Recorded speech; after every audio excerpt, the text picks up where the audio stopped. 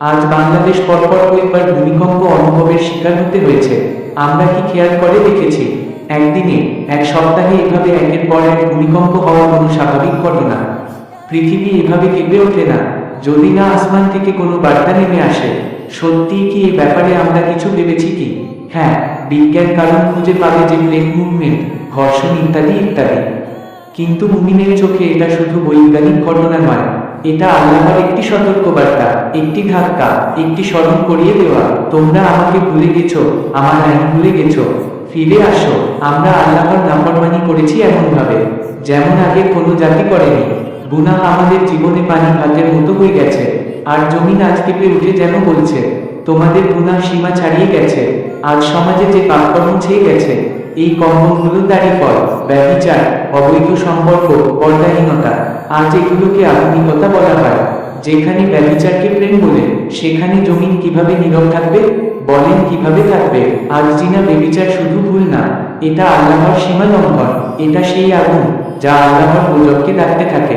গুনাহ যখন প্রকাশ্যে হয়ে যায়, আল্লাহর আযাবও তখন প্রকাশ্য হয়ে আসে। শুধু ব্যভিচার না, আজ আমাদের ঘর ভরে গেছে গান, নাচ, বাজনা, কুফরি কালামে। সেই গান যেগুলো শয়তানকে আনন্দ দেয়, সেই লিরিক যেগুলো মানুষের হৃদয় থেকে আল্লাহর নাম মুছে ফেলে। মিউজিক আজ নামাজের থেকেও জনপ্রিয়। গান শোনায় আমরা রাত কাটাই, কিন্তু আল্লাহর স্মরণে কয়টা মিনিট কাটাই? আজ মানুষ গর্ব করে বলে, আমি গান ছাড়া থাকতে পারি না। কেউ বলে, মিউজিক আমাকে বাঁচিয়ে রাখে। এটাই সেই কুফরি কালাম, যার কারণে আল্লাহর রহমত দূরে সরে যায় এবং শয়তান মানুষের হৃদয় সিংহাসন করে নেয়। যখন মানুষের ঘর ভরে যায় নাচ, গান, অশ্লীলতা আর শয়তানের কালাম দিয়ে, তখন জমিন আর আকাশের ফেরেশতারা কেঁদে ওঠে। জমিন তখন নিজের উপর থাকা গুনাহগারদের বোঝা সহ্য করতে পারে না, আর তখন আল্লাহ জমিনকে একটু নড়িয়ে দেয়, যাতে মানুষ ভয় পায়, থেমে যায় আর ফিরে আসে। বাংলাদেশে আজ যে একের পর এক ভূমিকম্প হচ্ছে, এটা কি সত্যি শুধু কাকতালীয়? এটা কি আল্লাহর দেওয়া কোন বার্তা?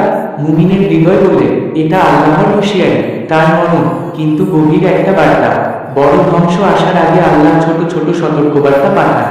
যদি মানুষ বুঝে, তবে তারা রক্ষা পায়, আর যদি না বুঝে, তাহলে বড় গজব নেমে আসে। যেমন আদ, সামুদ, লূত, ফারাও, সবাই দেখেছে।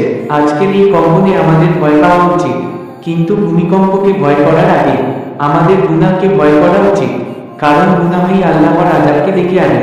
ফিরে আসো, এখনো সময় আছে। পৃথিবী কাঁপছে, হয়তো আমাদের হৃদয় কাঁপানোর জন্য। আল্লাহর দিকে ফিরে যাও, গুনাহ থেকে বাঁচো, আজই তওবা করো, নইলে একদিন এমন কম্পন আসবে যার পর আর কেউ তওবা করার সুযোগ পাবে না।